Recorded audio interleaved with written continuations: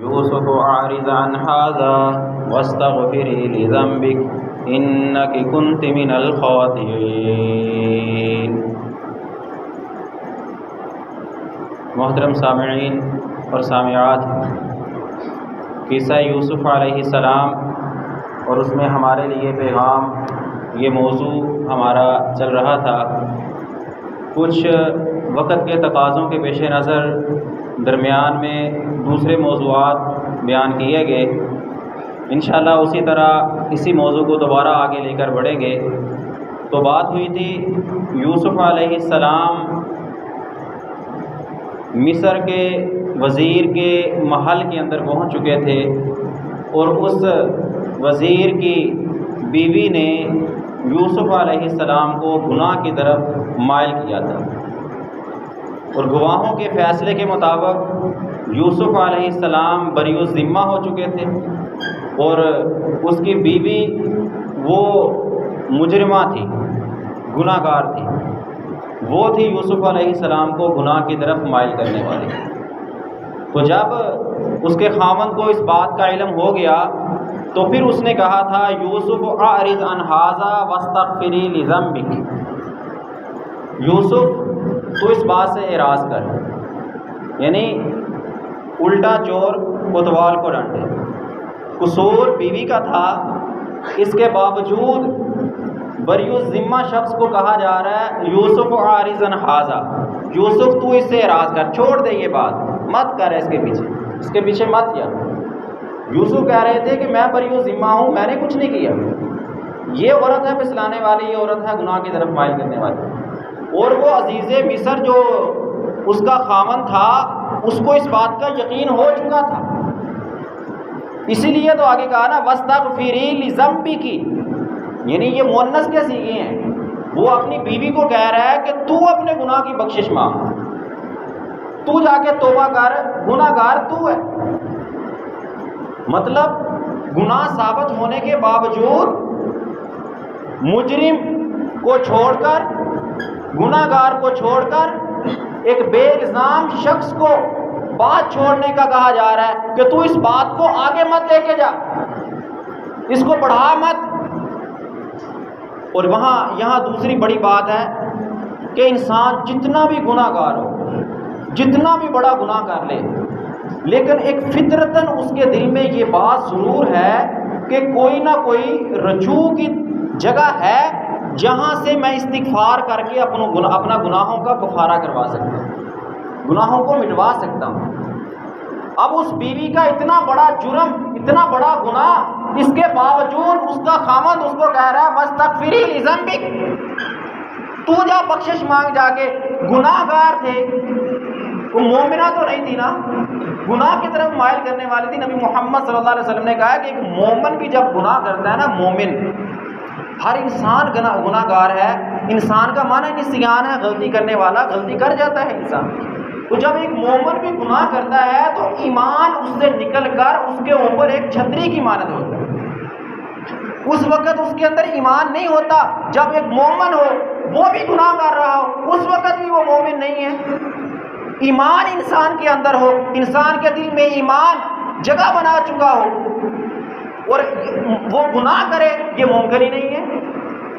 جب گناہ کی طرف انسان جاتا ہے، شیطان پھسلاتا ہے ایک پکے سچے مسلمان مومن کو، تو اس وقت اس کا ایمان بھی اس سے نکل کے اس کے اوپر ایک چھتری کی مانند ہوتا ہے۔ اور نبی محمد صلی اللہ علیہ وسلم نے کہا کہ جب انسان گناہ کر چکتا ہے تو یقیناً ہر انسان کو گناہ کے بعد ایک دل میں احساس پیدا ہوتا ہے، یار میں نے غلط کیا، مجھے ایسا نہیں کرنا چاہیے تھا۔ وہ کیسے احساس پیدا ہوتا ہے؟ وہ احساس کہاں سے آتا ہے؟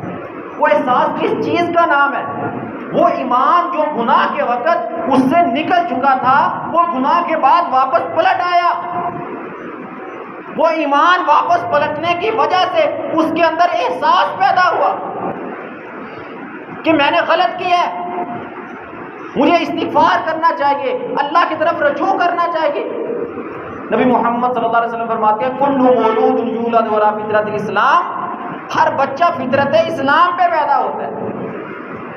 وہ ہندو کے گھر میں پیدا ہو، یہودی کے گھر میں پیدا ہو، عیسائی کے گھر میں پیدا ہو، کمیونسٹ کے گھر میں پیدا ہو، جس کے گھر میں پیدا ہونے والا کوئی بھی بچہ کسی کے گھر میں پیدا ہو رہا ہے، انسان کا بچہ ہے، فطرت اسلام پہ پیدا ہو رہا ہے۔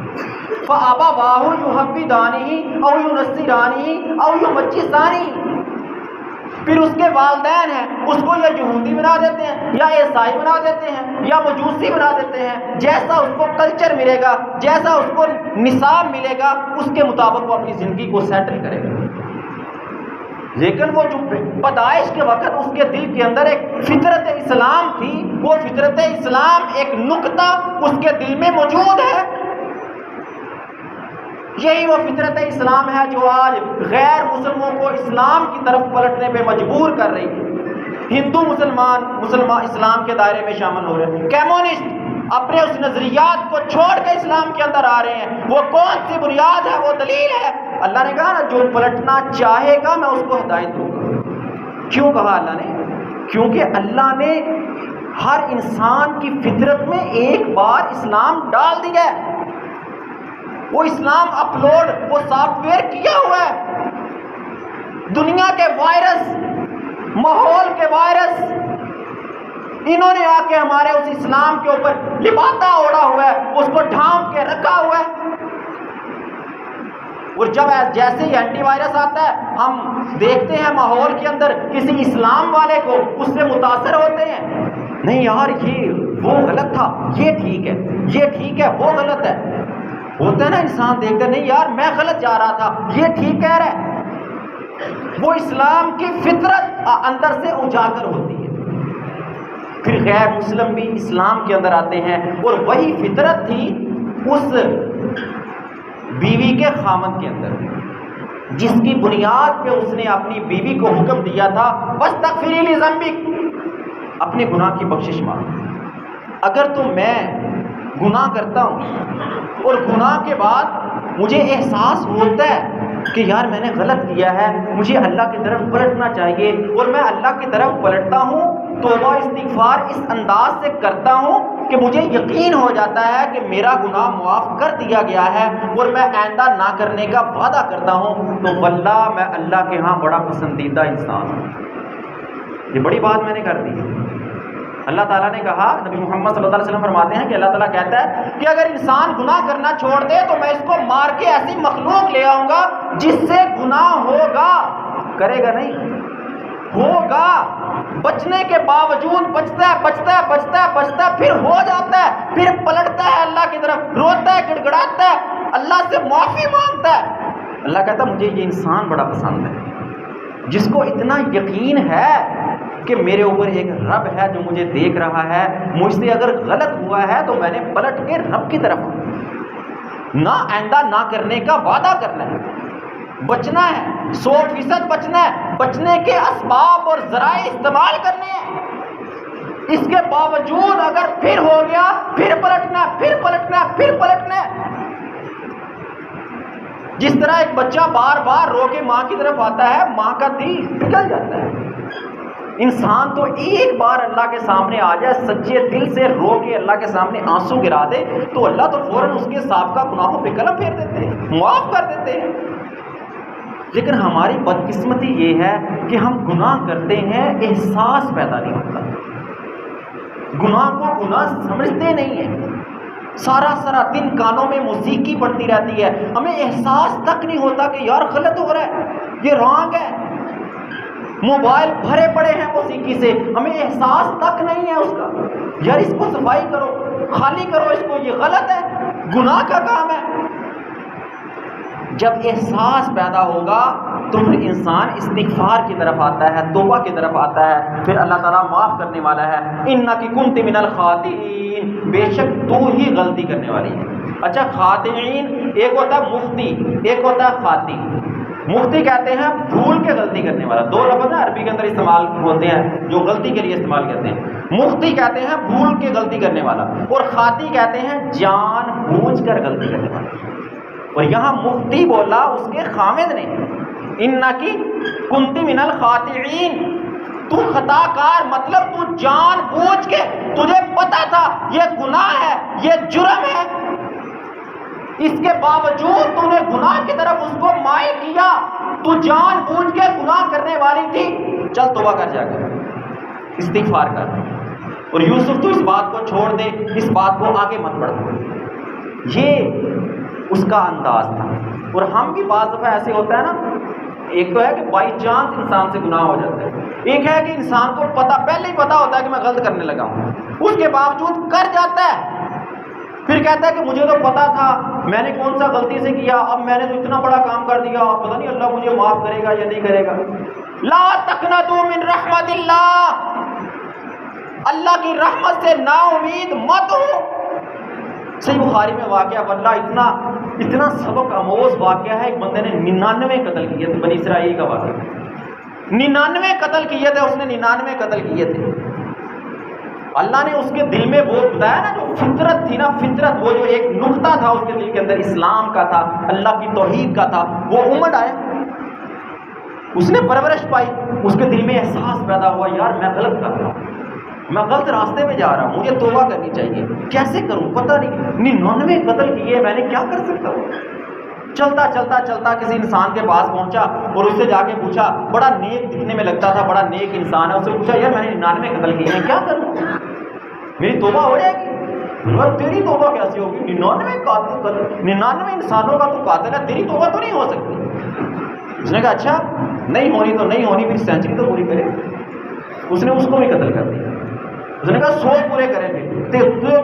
کئی ایسے ہمارے معاشرے میں لوگ ہوتے ہیں واللہ اتنے بڑے بڑے فتوے جھاڑ دیتے ہیں جن کا شریعت محمدیہ سے ذرا تعلق نہیں ہے۔ ایک مثال دے کے بات سمجھانے کی کوشش کرتا ہوں۔ ایک انسان کی زندگی ہے 30 35 40 سال، بالفرض اس نے سابقہ زندگی میں نماز نہیں پڑھی، ہدایت نہیں ملی اس کو، اس نے توجہ نہیں کی۔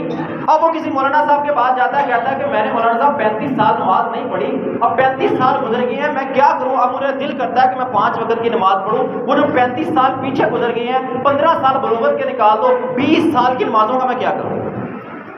اب مولانا صاحب کہتے ہیں کہ تو اگلے 20 سال ہر نماز کے ساتھ نماز پڑھ، ان نمازوں کی قضائی دے۔ وہ کہتا ہے جانے والا میں کیسے پڑھوں، ایک پڑھنا میرے لیے مشکل ہے، میں ہر نماز کے ساتھ 2 پڑھوں، میں نہیں پڑھتا، دیکھا جائے گا۔ ایسے غلط فتوے معاشرے کے اندر جھاڑ جھاڑ کے لوگوں کو غلط ڈی ٹریک کیا جاتا ہے۔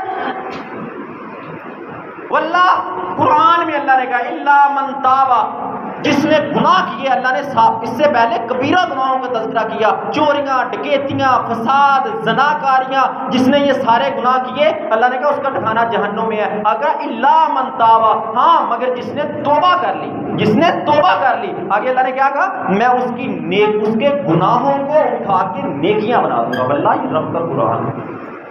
میں کیسے فتویٰ جھاڑ دوں کہ تو اگلے 20 سال بھی پچھلی ہر نمازوں کی قضائیاں ادا کر، ہر نماز کے ساتھ نماز پڑھے گا تب تیری پچھلی نمازوں کی قضائی ہوگی۔ رب کا قرآن کہتا ہے کہ پچھلے 20 سال تو نے سیاہ کاریاں کی ہیں، گناہ کیے ہیں، پاپ کیے ہیں، اللہ کی نافرمانیاں کی ہیں، تو فسق پہ رہا ہے، تو نیکیاں نہیں کرتا تھا، گناہوں کے اوپر لگا ہوا تھا، آج تیرے دل کے اندر اسلام امڑ آیا ہے، تجھے اللہ نے ہدایت دے دی ہے، سچے دل سے توبہ کر، آنسو بہا، اللہ کو یہ آنسو بڑے پسند ہے، آئندہ نہ کرنے کا وعدہ کر، پچھلا سب تیرا گناہ، پچھلے سارے گناہ اللہ اٹھا کے نیکیوں میں کنورٹ کر دے گی۔ دیتی ہے وہ کمپنی اتنا بینیفٹ، کوئی بندہ 20 سال آوارہ گردی کرتا رہا ہو، اس نے کچھ نہ کمایا ہو، 20 سال بعد کسی کمپنی کو جوائن کرے، وہ کمپنی کہے گی کہ میں تجھے پچھلے 20 سال کی بھی پے دیتی ہوں، دیتی ہے؟ آؤ اللہ کی طرف پلٹ آؤ، واللہ یہ دنیا فانی ہے، ختم ہو جائے گی۔ جتنی زندگی گزر گئی سیاہ کاریوں کے اندر، نافرمانیوں کے اندر، بے نمازوں کی زندگی گزر گئی، روزے نہیں رکھتے تھے، گالی گلوچ تھا، موبائل پاک نہیں تھا، موسیقی، فلمیں، ڈرامے چلتے تھے، سب چلتا تھا۔ رب کا قرآن کہہ رہا ہے کہ ایک بار اللہ سے سچے دل سے توبہ کر لو اور آئندہ نہ کرنے کا وعدہ، آئندہ نہ کرنے کا وعدہ، اس کے بعد نیکیاں کرنی ہیں، گناہ نہیں کرنے، واللہ وہ ساری سیاہ کاریاں اللہ اٹھا کے نیکیاں بنا دے گا۔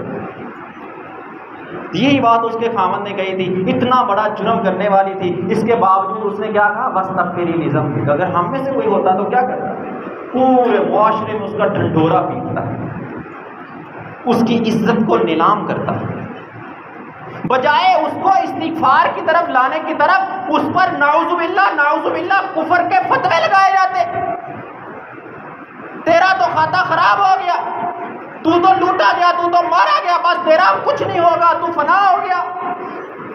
بجائے اس کے کہ ہم اس کی رہنمائی کریں کہ بھائی کوئی مسئلہ نہیں، اگر یہ جرم ہوا ہے تو آ جاؤ اللہ کی طرف آ جاؤ، واستغفری ذنبی، اللہ سے بخشش مانگ لو، اللہ معاف کرنے والا ہے، اللہ ان گناہوں کو نیکیوں میں بدل سکتا ہے۔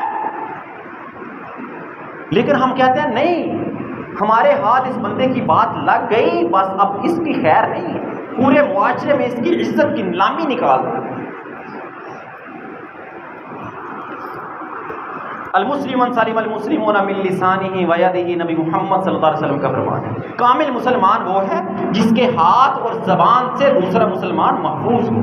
واللہ میرے لیے یہ لازم ہے کہ میں رات کو بستر پہ جاؤں تو میں اپنے دن کے کم از کم دن کے 12-14 گھنٹوں کا حساب کروں کہ آج پورے دن میں کس کو میری زبان سے تکلیف پہنچی، میرے مسلمان ہونے میں کتنے نمبر کٹے ہیں۔ المسلم من سلم المسلمون، کامل مسلمان وہ ہے، 100% نمبر لینے والا مسلمان وہ ہے جس کی ہاتھ اور زبان سے دوسرا مسلمان محفوظ ہے۔ آج میری زبان سے کس کس کو تکلیف پہنچی ہے، میں نے کس کس کی غیبت کی ہے، میں نے کس کس کی چغلی کی ہے، میں نے کس پر بے بنیاد الزام لگایا ہے نا۔ ہمارے معاشرے کے اندر کتنے لوگ، وہ عورتوں کے بارے میں یہ بولا جاتا ہے، ورنہ واللہ آج یہ بات تو ہر انسان کے اوپر آ رہی ہے، نہ مرد بچے ہیں، نہ بچے بچے ہیں، نہ عورتیں بچی ہیں، نہ بوڑھے بچے ہیں، کوئی انسان، جہاں بھی 2 انسان بیٹھے ہو، 2 انسان بول رہا ہوں میں، عورتیں ہوں، مرد ہوں، بچے ہوں، بوڑھے ہوں، 2 انسان بیٹھے ہیں، کیا کر رہے ہیں؟ چغلی، غیبت، دوسروں کے بارے میں وہ ایسا ہے، وہ ایسا ہے، وہ ایسا ہے۔ نبی محمد، صحیح مسلم کی حدیث ہے، نبی محمد صلی اللہ علیہ وسلم نے پوچھا اتدرون ما الغیبۃ، کیا تم جانتے ہو غیبت کیا ہے؟ کہا اللہ و رسولہ عالم، اللہ اور اس کے رسول زیادہ جانتے ہیں۔ کہا ذکرک اخاک بما یکرہ، آپ کے بھائی کے بارے میں وہ بات کرنا جس کو وہ ناپسند کرتا ہے، جس کو وہ ناپسند کرتا ہے۔ صحابہ نے پوچھا اللہ کے نبی ان کانا فی، اگر جو بات میں کر رہا ہوں وہ بات اس کے اندر ہے، مطلب بندہ چور ہے، میں کہتا ہوں یار تو وہ چور ہے، اس نے فلاں چوری کی، اس نے فلاں چوری کی، اس نے ایسے کیا، اس نے ایسے کیا، اس نے ایسے کیا، وہ تو چور ہے۔ اللہ کے نبی نے کہا فقط بہتا، فقط اغتبتا، تو نے غیبت کی ہے۔ اگر تو ایسی بات کرے جو تیرے بھائی کے اندر پائی جائے، لیکن تیرا بھائی نہیں چاہتا کہ میری یہ بات لوگوں کے سامنے بیان کی جائے، میری یہ خامی سر بزار نیلام کی جائے، وہ نہیں چاہتا اور میں لوگوں کو بیان کر رہا ہوں، فقط اغتبتا، تو اس کی غیبت کر رہے۔ وَإِن لَمْ يَكُنْ فِيهِ، اور اگر تو ایسی بات کرے جو تیرے بھائی میں نہیں ہے، فقط وَحَدَّ، تو نے اس پر الزام لگایا۔ اگر ایسی بات کسی کے بارے میں کی جائے جو اس میں نہیں ہے، وہ چور نہیں ہے، میں کہتا ہوں وہ چور ہے تو اس پر الزام لگا رہا ہوں نا۔ اور اگر وہ چور ہے اور میں لوگوں کے سامنے اس کی بے عزتی کروا رہا ہوں، اس کی چوریاں بیان کر کر کے، ایک ہے لوگوں کو اس سے بچانا، کسی کا اس کے ساتھ ریلیشن بن رہا ہے، تعلق بن رہا ہے، کوئی اس کے ساتھ مل کے کاروبار کرنے والا ہے، اس کو بتاؤ کہ بھائی وہ بندہ اچھا نہیں ہے، یہ جائز ہے، اس میں کوئی حرج نہیں ہے۔ نبی محمد صلی اللہ علیہ وسلم بیٹھے ہوئے تھے، ایک بندہ آ رہا تھا، عائشہ بھی وہاں سے، اللہ کے نبی نے بتایا کہ یہ بندہ ایسا ہے، یہ ایسا ہے، اور پھر کہا، اما عائشہ نے پوچھا تو بتایا کہ میں اس کے نقصانات سے تمہیں بچانے والا تھا۔ اگر ایسی صورت ہے تو اس میں کوئی حرج نہیں ہے، نقصانات سے کسی کو بچانے کے لیے، لیکن ہم نقصانات سے بچانے کے لیے نہیں، ہم اس خطا کار کی عزت کو نیلام کرنے کے لیے لوگوں کے سامنے اس کی خامیاں بیان کرتے ہیں، یہ غیبت ہے۔ اور اگر وہ بندہ اس میں جرم ہے ہی نہیں تو اس پر الزام لگا رہا ہوں۔ اور قرآن میں اللہ نے کہا سورۃ الحجرات کے اندر کہ غیبت ایسے ہے جیسے انسان اپنے مردہ بھائی کا گوشت کھا رہا ہے، کھاتا ہے؟ نہیں کھاتا۔ اللہ کے نبی سفر پر جا رہے ہیں اور صحابہ آپس میں ایسی باتیں کر رہے ہیں کسی کے بارے میں، اللہ کے نبی نے ادھر آؤ، میں ابھی تمہارے دانتوں کے اندر تمہارے بھائیوں کا گوشت دیکھ رہا ہوں۔ ہم نے تو گوشت کھایا ہی نہیں۔ کہا یہ جو تم ابھی ان کے بارے میں برائیاں بیان کر رہے تھے، غیبت کر رہے تھے، گویا کہ تم ان کا گوشت نوچ نوچ کر کھا رہے تھے۔ ہم اس کو بڑا معمولی سمجھتے ہیں۔ اللہ کے نبی کی بیوی دوسری بیوی کہتی ہے تو چھوٹے قد کی ہے، اللہ کے نبی اس کو کہہ رہے ہیں تو نے ایسی بات کی کہ اگر اس کو سمندر میں ڈال دیا جائے تو سارا سمندر کڑوا ہو جائے. اتنی خطرناک، اتنی زہریلی بات. میں تو سارا دن کرتا یہی ہوں. میرا تو کوئی گھنٹہ فارغ نہیں گزرتا کہ جس گھنٹے کی میں گارنٹی دے سکوں کہ اس گھنٹے کے اندر میں نے کوئی زہریلی بات نہیں کی. ہے کوئی گھنٹہ؟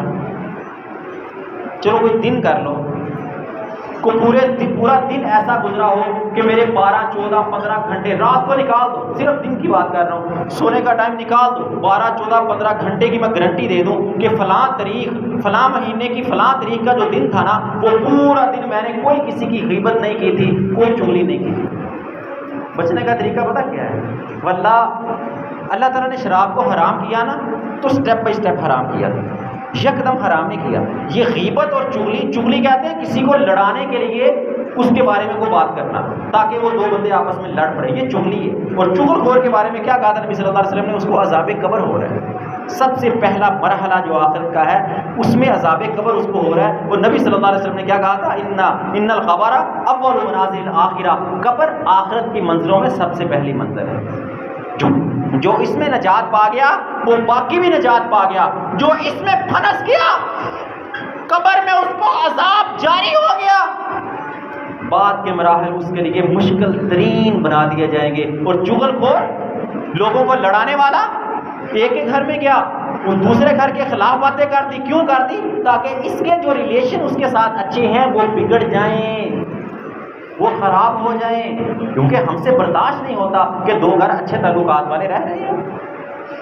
سب سے پہلے مرحلے کے اندر عذاب قبر ہوگا اس انسان کو جو چغل خور ہے.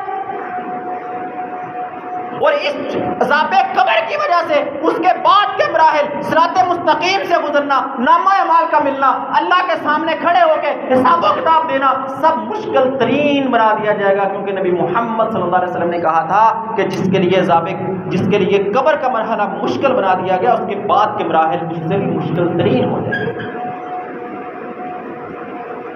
طریقہ کیا ہے چھوڑنے کا؟ یہ گناہ اتنا ہمارے معاشرے کے اندر عام ہو چکا ہے کہ ہمیں پتہ ہی نہیں چلتا کہ میں نے غیبت کی ہے. ہاں غیبت، مجھے تو نہیں پتہ چلا، میں نے تو ایسی بات پتہ ہی نہیں کہ میں غیبتیں کر رہا ہوں. ہفتے میں ایک دن خاص کرو، سب سے پہلے ایک دن خاص کرو کہ میں نے جمعے والے دن کسی کی غیبت نہیں کرنی، میں نے جمعے والے دن اپنی زبان کو بند رکھنا ہے. جمعہ والے دن ہے نا، نبی محمد صلی اللہ علیہ وسلم کیا کہا کہ جمعہ والے دن کثرت سے مجھ پر درود پڑھو. واللہ یہ بہترین طریقہ ہے کہ میں نے سارا دن درود کثرت سے پڑھنا ہے. اللہم صلی وسلم علی نبی محمد صلی اللہ علیہ وسلم. مختصر ترین درود ہے، مختصر. صلی اللہ علیہ وسلم پڑھتے رہو، صلی اللہ علیہ وسلم محمد صلی اللہ علیہ وسلم پڑھتے رہو. کثرت سے درود پڑھو گے تو واللہ زبان درود میں مصروف رہے گی، غیبتوں سے بچ جاؤ گے، چغلیوں سے بچ جاؤ گے، لوگوں کے گناہوں کو لوگوں کے سامنے بیان کرنے سے بچ جاؤ گے.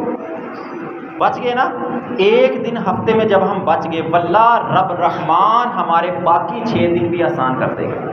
ایک عادت بن جائے گی نا. اللہ نے سال میں 1 مہینہ رکھا ٹریننگ کا، رمضان المبارک. روزے رکھنے ہیں، حلال چھوڑنا ہے. کیوں حلال چھوڑنا ہے؟ کہ 1 مہینہ حلال چھوڑنا ہے تو 11 نہیں بلکہ 12 کے 12 مہینے حرام بھی چھوڑنا ہے. تو اسی کی بنیاد میں آپ کو بتا رہا ہوں طریقہ کہ اگر ہفتے میں ایک دن میں اپنی زبان کو بند رکھوں کہ میں نے درود کے علاوہ کچھ نہیں بولنا، ضرورت کی بات کے علاوہ میں نے بات نہیں کرنی. اگر لوگ کہیں بیٹھے گناہ غیبتیں چغلیاں کر رہے ہیں، ان کو وہاں سے منع کر کے میں نے اٹھ جانا ہے، ایسی مجلس میں نہیں بیٹھنا. صرف ایک دن ہفتے کا، جمعے والے دن بس. واللہ باقی 6 دن اللہ ہمارے لیے آسان کر دے گا. اللہ دیکھے گا کہ یہ بندہ میرے لیے کر رہا ہے، باقی راستے اس کے میں آسان بناؤں گا. پھر وقال نسوة في المدينة امرأة العزيز ترادفها عن نفسه قد شغفها حبا إنا لنراك في ضلال مبين.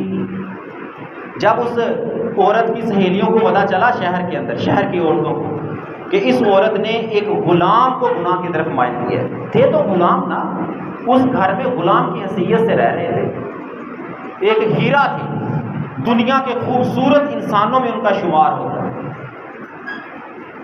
لیکن اس کے باوجود اللہ نے ایک ایسے مرحلے سے گزارا جس میں لوگوں کی نظر میں ان کی ویلیو بہت کم تھی. لوگ اس لیے تو عورتوں نے کہا نا آ کے عزیز مصر کو، اس کی بیوی کو، عزیز مصر کی بیوی کو کہا تو غلام کو پھسلا رہی تھی، یہ نہیں دیکھا کہ وہ کتنا خوبصورت ہے؟ وقال نسوۃ فی المدینہ، مدینہ کی شہر کی عورتوں نے کہا امراۃ العزیز، عزیز کی بیوی، وزیر اعلیٰ کی بیوی، ترادفها عن نفسه، ایک غلام کو اس کے دل سے پھسلا رہی ہے، گناہ کی طرف مائل کر رہی ہے۔ قد شغفها حبا، اس غلام کی محبت اس کے دل کے اندر داخل ہو چکی ہے۔ انا لنراها فی ضلال مبین، ہم اس عورت کو کھلی گمراہی کے اندر دیکھتے ہیں۔ یہ عورتوں نے باتیں شروع کر دی آپس میں اس عورت کے خلاف جس عورت نے یوسف علیہ السلام کو گناہ کی طرف پھسلایا تھا۔ فلما سمعت بمکرہن، جب اس عورت نے ان کی چالوں کو سنا، ان کی تدبیروں کو سنا کہ یہ تو میری عزت شہر کے اندر نیلام کر رہی ہے، ارسلت الیہن، ان کی طرف دعوت کا پیغام بھیجا، وَأَعْتَدَتْ لَهُنَّ مُتَّقِيًّا، ان کے لیے ایک تکیہ دار مجلس کا اہتمام کیا، تکیے لگائے، بیڈز لگائے، چلو بھی بیٹھو یہاں۔ وَأَتَتْ كُلَّ وَاحِدٍ مِّنْهُنَّ سِكِّينًا، ان میں سے ہر ایک کے ہاتھ میں چھری پکڑا دی، سامنے یقیناً پھل رکھنا ہوگا نا تو چھری پہلے لا کے پکڑا دی، پلان تھا اس کا۔ وَقَالَتِ اخْرُجْ عَلَيْهِنَّ، پھر یوسف کو حکم دیا نکلو ان کی طرف، نکلو ان کی طرف۔ یہ تو غلام اگرچہ معاملہ بن چکا تھا، اب دیکھو یہاں صاحب کا یہ جب آخری جمعہ اس موضوع کو میں نے پڑھایا تھا تو میں نے ایک بات بیان کی تھی، دیوس کسے کہتے ہیں، دیوس، بڑی وضاحت سے میں نے بیان کیا تھا۔ تو یہ عزیز مصر جو وزیر اعلیٰ تھا جس کی یہ بیوی نے جرم کیا تھا، اب اس کا یہ حق بنتا تھا کہ اپنی بیوی اور یوسف کے درمیان میں جدائی کروائے۔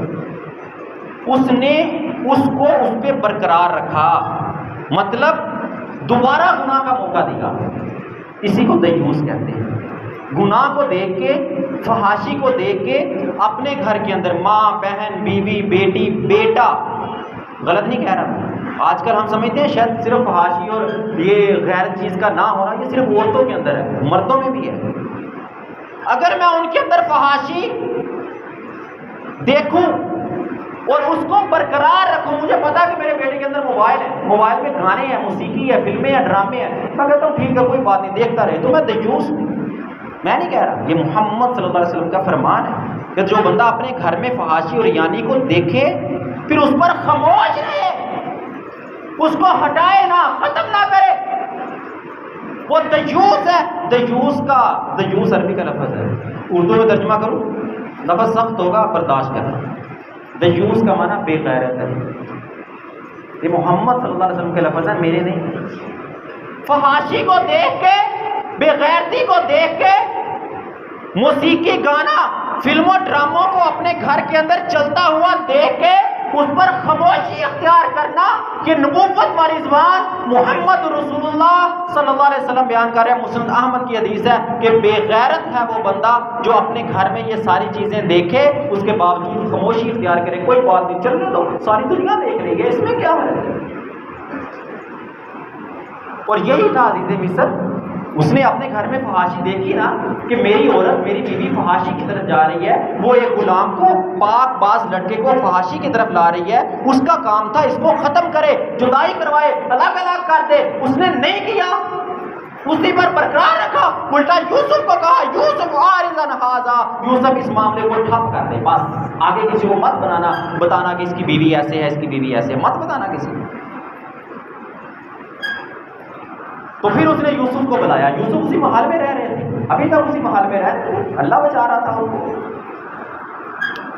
اس نے بلایا ان کو، فلما رأیناہ، جب ان عورتوں نے، سہیلیوں نے جو دعوت پہ آئی ہیں، جو اس کے خلاف پلاننگ کر رہی تھی، پورے شہر میں اس کی بے عزتی کروا رہی تھی، جب انہوں نے اس کو دیکھا، یوسف کو دیکھا، اکبرنا، اس کو بڑا یہ تو وہ بڑی بلا ہے، یہ تو کوئی خاص نہیں ہے، وَقَطَّعْنَ أَيْدِيَهُنَّ، اپنے ہاتھوں کو کاٹ لیا، قَطَّعْنَ أَيْدِيَهُنَّ، اپنے ہاتھوں کو کاٹ لیا۔ کیوں؟ ہاتھ میں چھری تھی نا، چھری ہاتھ میں تھی، نظر یوسف پہ پڑی، چھری چل گئی، ہاتھ کٹ گیا۔ واللہ اب اس قَطَّعْنَ أَيْدِيَهُنَّ پہ اگر میں وضاحت کروں نا آج کے معاشرے پہ تو بڑے گھنٹے لگ جائیں گے، وقت نہیں ہے۔ یہ سورہ یوسف اتنا لمبا مضمون ہے، بیان کرنے لگوں تو کئی سال لگ جائیں گے۔ قطعنا ایدیہن، ان عورتوں نے ہاتھ کاٹے تھے یوسف کو دیکھ کہ ان کے دل گناہ کی طرف مائل ہو چکے تھے. صرف اس عزیز مصر کی بیوی کے نہیں، ساری عورتوں کے دل مائل ہو چکے تھے یوسف کی طرف کہ اس کو میں اس کو پھسلا لوں، میں اس کو پھسلا لوں. آج ہمارے معاشرے کے اندر کتنے ایسے لوگ ہیں، خاص طور پر نوجوان، ایک ٹارگٹ لے کے چل رہا ہے، ہدف لے کے چل رہا ہے، کیا کرنا ہے؟ مثال کے طور پر میں نے ایم ایس سی کرنی ہے، ایک مثال دے رہا ہوں، یہ میرا ٹارگٹ ہے، میں نے ایم ایس سی کرنی ہے. اس ایم ایس سی کے ٹارگٹ کے اندر میرے راستے میں کتنی چھریاں آتی ہیں، کتنی بار میری نظر پھسلتی ہے، میں اپنے اس ٹارگٹ کو کاٹ دیتا ہوں فحاشی کی طرف، گناہ کی طرف مائل ہونے کی وجہ سے. پھر میں کہتا ہوں کہ میں فلاں کی وجہ سے کامیاب نہیں ہو سکا، میں فلاں کی وجہ سے کامیاب نہیں ہو سکا، فلاں میری زندگی میں آیا، فلاں میری زندگی میں آیا. تو نے چھری پکڑی کیوں تھی؟ قطعنا ایدیہن، انہوں نے اپنے ہاتھ کاٹے تھے، ہم اپنے ٹارگٹ کو کاٹ دیتے ہیں. کیوں کاٹتے ہیں؟ عشق مشوقی کی وجہ سے، گناہوں کی وجہ سے، اپنے اصل مشن تک نہ پہنچنے کی وجہ سے. مثال کے طور پر میں ایک دکاندار ہوں، میں چاہتا ہوں کہ میں نے فلاں بننا ہے، میں نے فلاں بننا ہے، میں نے اتنی امپروومنٹ کرنی ہے، میں نے اتنا کرنا ہے، میں نے یہ کرنا ہے. اور پھر میں کیا کہتا ہوں کہ وہ فلاں نے مجھے خراب کر دیا، فلاں میرا ملازم تھا اس نے مجھے خراب کر دیا، فلاں نہیں، میں خود ایسے رولز اختیار کرتا ہوں، ایسے اپنے ہاتھ میں چھری پکڑ کے اپنے کٹ لگاتا ہوں جس طرح ان عورتوں نے چھری پکڑ کے یوسف پہ نظر پڑی، یوسف کو گناہ کی طرف مائل کرنے کا دل میں خیال آیا تو چھری ہاتھ پہ چل گئی. جب میری نظر میرے ٹارگٹ سے ہٹ کے ادھر ادھر جاتی ہے، دنیا کے گناہوں کی طرف، فحاشی کی طرف، بریانی کی طرف، لوگوں کو دیکھ کے، اونچے لوگوں کو دیکھ کے حسد کی طرف جاتی ہے، دل کے اندر برے خیالات کی طرف جاتی ہے، تو واللہ ٹارگٹ سے نظر ہٹنے کی وجہ سے میرے ہاتھ پہ کٹ لگتا ہے. قطعنا ایدیہن، انہی کی طرح میں بھی اپنے ہاتھوں کو کاٹ دیتا ہوں، مطلب کہ اپنے ٹارگٹ کو کاٹ دیتا ہوں. میں خود ہوں اپنی ناکامی کا باعث، کوئی دوسرا نہیں ہے. بڑی پیاری مثال کسی نے دی اس کے بارے میں. کسی نے اعلان کروایا معاشرے کے اندر، جو یہ جاننا چاہتا ہے نا کہ میری کامیابی میں رکاوٹ کون ہے، وہ فلاں وقت فلاں دن میں فلاں جگہ آگے نا دیکھ لے، اس کی کامیابی میں جو رکاوٹ چیز ہے نا وہ اس کو وہاں مل جائے گی. بڑا مجمع اکٹھا ہوا، بڑا مجمع اکٹھا ہوا، ایک بندہ پہنچ گیا وہاں، کہتا میں بھی یار دیکھوں آج تک میں دنیا میں کامیاب نہیں ہو سکا، جو بھی کرتا ہوں فلاپ ہو جاتا ہے، جو بھی کرتا ہوں ختم ہو جاتا ہے، میں ڈی ویلیو دن بدن ہو رہا ہوں، لوگوں کی نظروں میں میری ویلیو ختم ہو رہی ہے. آخر مسئلہ کیا ہے؟ وہ کون سی چیز ہے جو مجھے کامیاب نہیں ہونے دے رہی؟ پہنچ گیا وہ بھی. ایک کمرہ ہے، کمرے کے اندر لوگ ایک دروازے سے داخل ہوتے ہیں، دوسرے دروازے سے نکلتے جا رہے ہیں، جو نکلنے والے ہیں وہ پیچھے کھڑوں سے ملاقات نہیں ہو رہی، پتہ نہیں چل رہا کون سی چیز ہے. اس کی باری آئی، دھکم بے لائن میں لگا، جاتے جاتے وہ بھی کمرے میں پہنچا، انٹر ہوا، کیا دیکھتا ہے کمرے میں ایک چارپائی ہے، اوپر سفید چادر پڑی ہوئی ہے. بڑا حیران ہوا، یہ کیا کوئی لاش ہے؟ نہیں، لاش بھی نہیں ہو سکتی. کیا مسئلہ ہے؟ کھڑے لوگوں نے کہا بھی دیکھ لے، تیری زندگی میں جو چیز رکاوٹ ہے وہ یہ پڑی ہے، کپڑا ہٹا اور دیکھ لے. اس نے جیسے کپڑا ہٹایا تو نیچے بہت بڑا آئینہ تھا، اس آئینے میں اس کو اپنی شکل نظر آئی. کیا میری زندگی میں کامیابی سے روکنے والا اپنے آپ کو میں خود ہوں. میرے اخلاق، میرا کردار، لوگوں کے ساتھ چال چلن، تعلقات، لین دین، کتنے لوگوں سے میں وعدہ کرتا ہوں پھر خلافی کرتا ہوں. بس تو بیٹھ، میں 5 منٹ میں آیا، وہ 5 منٹ کی بجائے 5 گھنٹے گزر جاتے ہیں. میں بس تجھے 5 تاریخ تک کلیئر کر دوں گا سارا، واللہ 5 تاریخ کتنے مہینوں کی گزر جاتی ہے، مجھے اس بات کا احساس نہیں رہتا کہ میں ایک مسلمان ہوں. رب کا قرآن مجھے حکم دیتا ہے کہ وعدہ پورا کر، وعدہ پورا نہ کرنے والا منافق کی علامت بتلایا. پھر میں کہتا ہوں لوگ میرے ساتھ اچھا تعلقات نہیں رکھتے، لین دین نہیں کرتے، میرا کاروبار فلاپ ہو رہا ہے. میں لوگوں سے بدخلافی کتنی کرتا ہوں، بات کرتا ہوں، بات سے پھر جاتا ہوں، جھوٹ بولتا ہوں اپنے کام کے اندر، خرید و فروخت کے اندر جھوٹ بول کے چیز بیچ دیتا ہوں. ایک بات تو خرید جائے گا بھائی، روٹی کو چوچی کہنے والا معاشرے میں کوئی نہیں رہا. ہم سمجھتے ہیں کہ یہ بندہ بڑا شریف ہے، اس کو پتہ نہیں چلے گا. ہاں شریف ہے لیکن تمہارے سامنے شریف ہے، اس کی شرافت سے ناجائز ماتہ مت اٹھائیں. ہم سمجھتے ہیں کہ میں نے جھوٹ بول کے بیچ دیا، اس کو پتہ نہیں چلا، واللہ وہ دوبارہ تمہارے پاس نہیں آئے گا. تم نے اپنا ایک کسٹمر کھو دیا، پھر کہتے ہو نہیں فلاں نے مجھے برباد نہیں کیا، اس نے برباد.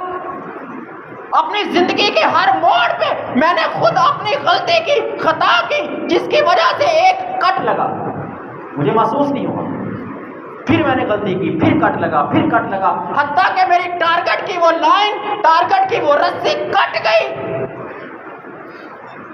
جس طرح وہ عورتیں کیا کرنے آئی تھی؟ دعوت پہ آئی تھی نا۔ عزیز مصر کی بیوی نے کیوں بلایا تھا؟ دعوت پہ بلایا۔ چھریاں کیوں پکڑائی تھی؟ پھل کاٹنے کے لیے۔ جب اپنی دعوت سے نظر ہٹی، پھلوں سے نظر ہٹی، نظر پڑی یوسف پر، یوسف کو گناہ کی طرف مائل کرنے کا خیال دل میں آیا تو پھل کی بجائے انگلیاں کٹی، ٹارگٹ کٹ گیا، ختم ہو گیا۔ بس یہی ہے ہماری زندگی کے اندر بھائیو واللہ، جب ہم چل رہے ہیں اپنے ٹارگٹ کی طرف، معاشرے میں لوگ آئیں گے ٹانگیں کھینچنے والے، حاسدین بھی آئیں گے، مقابلہ بازی کرنے والے بھی آئیں گے، میں ان کی طرف مت دیکھوں، میں دیکھوں میرا ٹارگٹ ہے، میں ایک مسلمان ہوں، جنت تک میں نے جانا ہے، جنت تک پہنچنے کے لیے میری جو ضروریات ہیں، میں ان ضروریات کو پورا کرنے کے لیے رب رحمان کے فرمان کے مطابق، نبی محمد صلی اللہ علیہ وسلم کے احکامات کے مطابق میرے شب و روز ہونے چاہیے، میرا زمیندارہ ہونا چاہیے، میری تجارت ہونی چاہیے، میری ڈگری ہونی چاہیے، میری سکول کالج یونیورسٹی کی لائف محمد رسول اللہ صلی اللہ علیہ وسلم کے فرمان کے مطابق ہونا چاہیے۔ واللہ ممبر رسول پہ کھڑا ہوں، رب کائنات کی قسم اٹھا کے کہتا ہوں، دنیا کی کوئی طاقت تمہیں تمہارے ٹارگٹ سے پہنچنے سے نہیں روک سکتی۔ ٹارگٹ سے انسان ہٹتا ہی تب ہے جب انسان کی نظر گناہوں کی طرف پلٹتی ہے۔ اللہ سے دعا ہے کہ اللہ تمہیں حق بات کو سمجھ کے اس پر عمل کرنے کی توفیق عطا فرمائے۔ وما علیہ